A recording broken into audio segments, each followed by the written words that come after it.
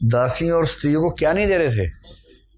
बौद्ध धर्म में क्यों स्थानीय हो? तो देखिए, इसकी दो वजह हैं। एक तो आपने एनसीईआरटी में पढ़ा होगा, बुद्ध और आनंद का संवाद है। बुद्ध को पता था कि जो पुरुष है वो बेसिकली लंपट है। ये बुद्ध को ही नहीं पता था, सबको पता है। दरअसल बुद्ध को भी पता था। तो बुद्ध ने कहा कि अगर बौद्ध संघ में स्त्रियां आ गईं, स्त्रियों को तो फर्क पड़ना है नहीं उससे, पर जिन पुरुषों को घेर घार के बड़ी मुश्किल से साधु बनाया है वहां, आप समझ गए? इस बात का पूरा खतरा है कि अगर स्त्री बौद्ध संघ में आ गई तो पुरुष को संभालना मुश्किल हो जाएगा। ये स्त्रियों का दोष नहीं है। मतलब अगर स्त्री आकर्षित करती है, आकर्षक है, तो ये स्त्री का दोष थोड़ा है, ये तो सृष्टि का डिजाइन है। पुरुष का अपने ऊपर कंट्रोल नहीं है तो स्त्री का दोष कैसे हो गया? पर बौद्ध संघ चलाना है पुरुषों के बलबूते, और यदि स्त्रियों को एंट्री मिल गई तो उनको भरोसा था, पुरुषों पर इतना अगाध विश्वास था उन्हें कि अगर स्त्रियां आ गई तो ये तो लंपट नहीं सुधरेंगे। हाँ, अच्छे लोग भी आते हैं पर उनका अनुपात काफी कम रहता है। तो इसलिए बुद्ध ने कहा आनंद से कि देखो आनंद, अगर स्त्रियां मठ में ना आती तो हमारा धर्म 1000 साल चलता, अब स्त्रियां आ गई हैं तो 500 साल चलेगा। यानी बुद्ध का फार्मूला है, किसी भी चीज में महिलाओं की एंट्री दे दो, उसकी जीवन प्रत्याशा आधी हो जाएगी। ये बुद्ध का फार्मूला ये हुआ इस मामले में, धर्म के मामले में। तो बुद्ध को महिलाओं से दिक्कत थी ना, दो तरह की दिक्कत थी। पहली दिक्कत तो ये कि महिलाएं आएंगी तो जो मठ के अंदर लंपट बैठे हैं साधु के चोगे में, उनका साधुत्व खत्म हो जाएगा, लंपटत्व जाग जाएगा। ये चिंता सही थी या नाजायज चिंता थी? सही चिंता थी, है ना?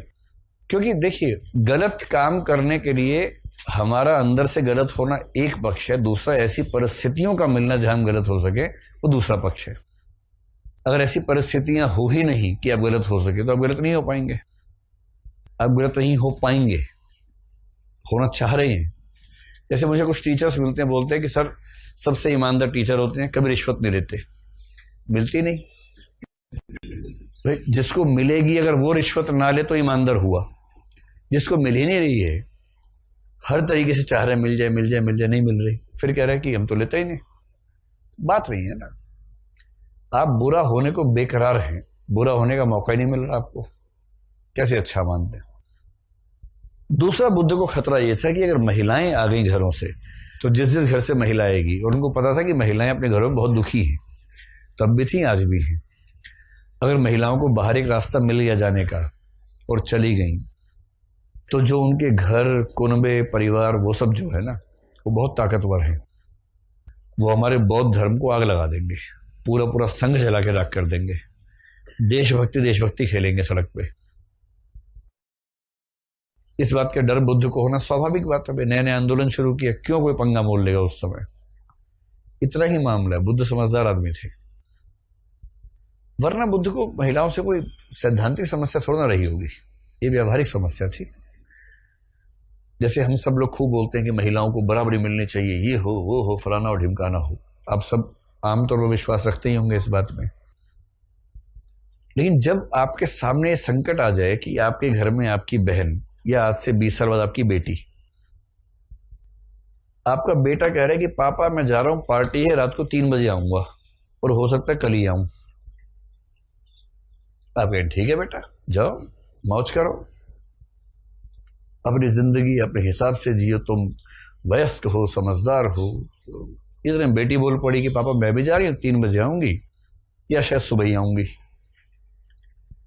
अब अभी अभी जो प्रगतिवादी पुरुष दिख रहा था या उसकी प्रगतिवादी पत्नी दिख रही थी, उनका प्रगतिवाद थोड़ा कम तो हो ही जाएगा उस समय कि बेटा मोबाइल फोन रख लो, सिम कार्ड में बैलेंस है कि नहीं है, चार्ज देखो है कि नहीं, फोन चार्ज है ना, हर 5 मिनट में 2 मिनट के लिए बात करते रहना हमसे कि सब ठीक चल रहा है। पार्टी खराब कर लेना अपनी, पार्टी में हमसे ही बात करते रहना ताकि हम मनहूस वहां भी तुम्हारे साथ ही रहें। तो बेटा 3 बजे नहीं, और शाम को 8 बजे के बाद बाहर रहना ठीक नहीं बेटा। जमाना, तुम तो ठीक हो बेटा, जमाना ठीक नहीं है। और जमाना क्यों ठीक नहीं है? तुम्हारा भाई बाहर निकला हुआ है। तो जैसे तुम्हारा भाई बाहर निकला हुआ है, ऐसे कई भाई बाहर निकले हुए हैं। जमाना इसलिए ठीक नहीं है ना, और किसी लिए ठीक नहीं है जमाना। तो कहना और उसे रियली एग्जीक्यूट करना, इसमें अंतर होता है, और ये अंतर हम सबकी जिंदगी में है।